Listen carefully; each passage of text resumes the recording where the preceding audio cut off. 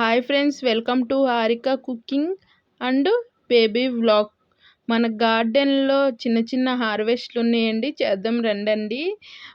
1/2 KG దాకా మన గార్డెన్లో గోడు చిక్కుడుకాయలు కాసినాయండి. ఎంత చిన్న చెట్లకే గోడు చిక్కుడుకాయలు గుత్తులు గుత్తులుగా కాసినాయండి. మనం ఒక 10 పాదులు పెట్టుకుంటే చాలు, మన ఇంట్లో వరకు ఏం పురుగు మందులు వేయకుండా కర్రీ వండుకుంటే చాలా బాగుంటుంది. ఈ గోడి చిక్కుడుకాయల్ని ఫ్రై చేసుకుంటే మనం ఇంకా బాగుంటుంది.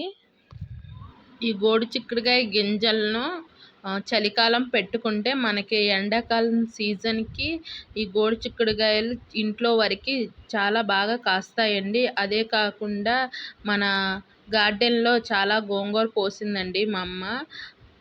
సగం గోంగూర ఏమో పచ్చడి పట్టుకోవడానికి, సగం ఏమో ఇంట్లో యూజ్ చేసుకోవడానికి గోంగూర పోసిందండి. చూడండి మన గోడు చిక్కుడుకాయలు ఎన్ని కాస్తున్నాయో, ఇంకా కాసాయండి.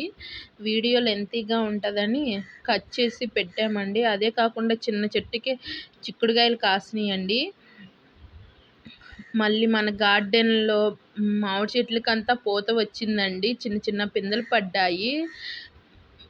కాగడ మల్లెపూలు అయితే చెట్టు నిండా ఆకు కనపడకుండా కొమ్మ కొమ్మకి బాగా కాసినాయండి. మనకి ఇంకా బయటికి పూజ చేసుకోవడానికి పూలు కొనుక్కునే పని లేకుండా చెట్టు నిండా కాసినాయండి.